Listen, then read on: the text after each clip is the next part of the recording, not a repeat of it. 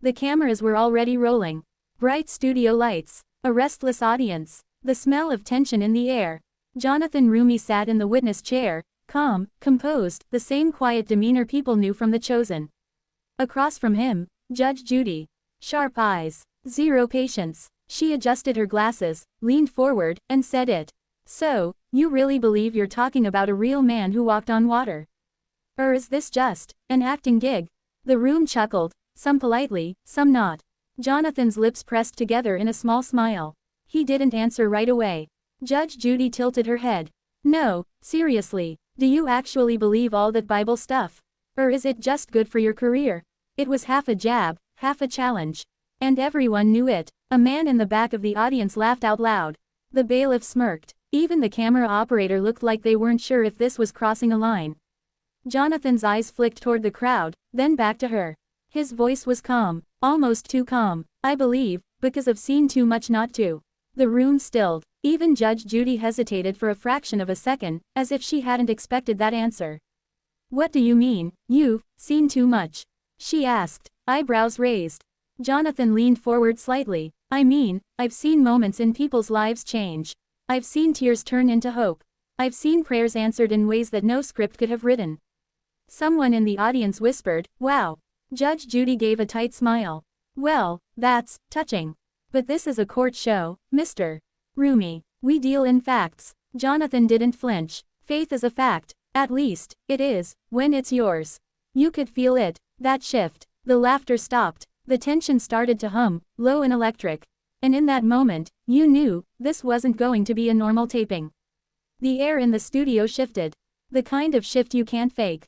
Everyone could feel it, like the space between lightning and thunder. Judge Judy leaned back in her chair, eyes narrowing, lips curling in a faint smirk. She was used to getting the last word. Mr. Roumie, she said, tapping her pen on the desk. This isn't Sunday school. You're here because the plaintiff says you failed to show up for an appearance you were paid for. We're not debating theology. Jonathan nodded slowly. Understood, Your Honor. But, you asked me what I believe. I can't answer that halfway. A ripple went through the audience. He wasn't being combative. He wasn't raising his voice. But there was steel in the way he spoke, unshakable. Judge Judy crossed her arms. You're an actor. You play Jesus. Doesn't that ever blur the line between fantasy and reality for you?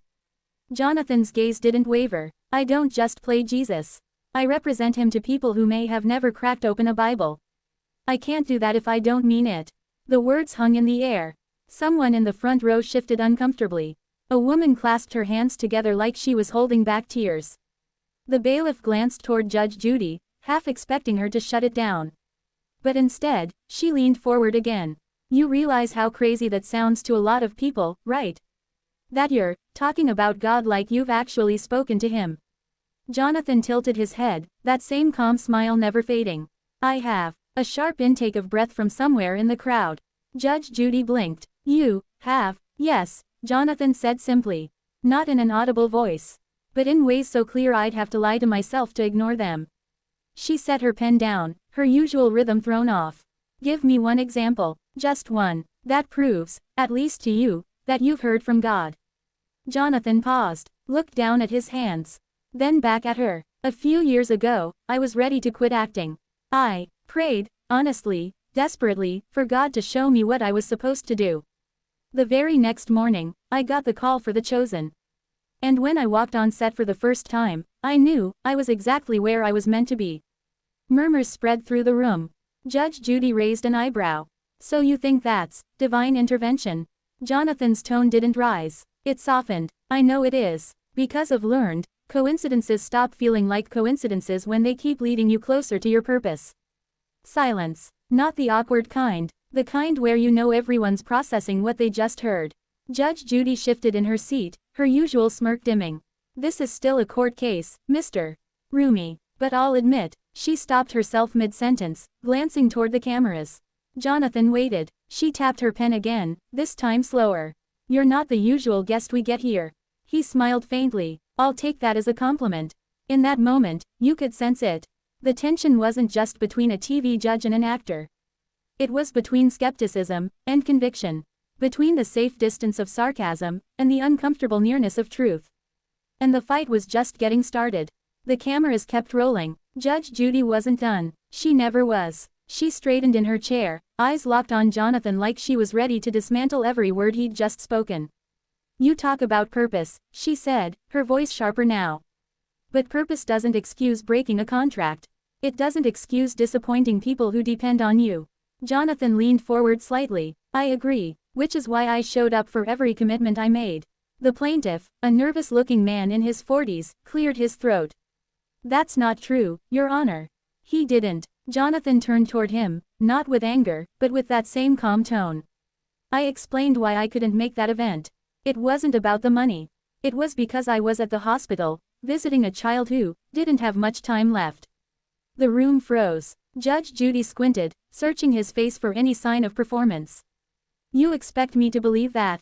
Jonathan didn't blink. "No, I don't expect you to believe me because I'm saying it. I hope you believe me because it's the truth." He glanced down at the desk, then back at her. "That little girl's name was Emily. She was 8. She had seen every episode of The Chosen.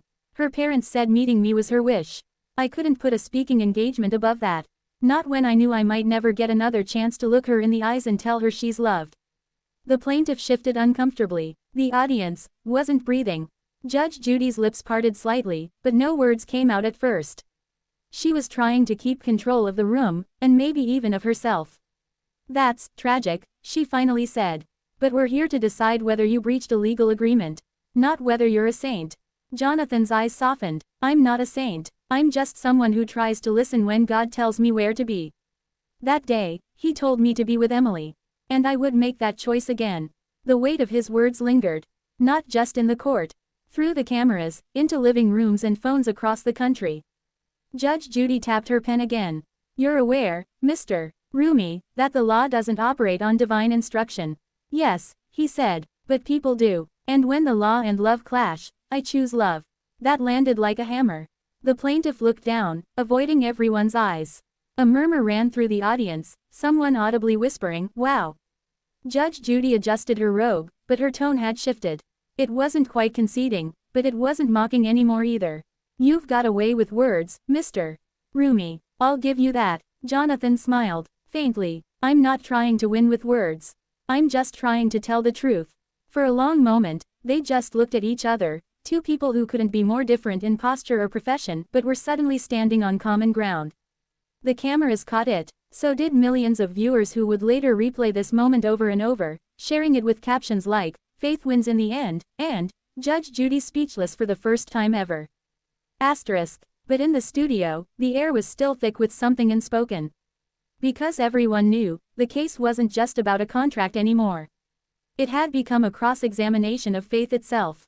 And Jonathan wasn't backing down. The silence in the studio felt heavier than the cameras. Judge Judy leaned back in her chair, folding her arms. She studied Jonathan like she was trying to see past his words, into the marrow of what he believed. Finally, she spoke. "Mr. Roumie, in my courtroom, I have heard every excuse in the book. Some clever, some pathetic, some designed to make me cry." She paused, pen tapping the desk. "But I can count on one hand the number of times I've heard something that didn't sound like an excuse at all." Jonathan didn't respond. He didn't need to. She turned to the plaintiff. "And you, sir, while I understand the inconvenience you experienced, I also understand that life is not always neat.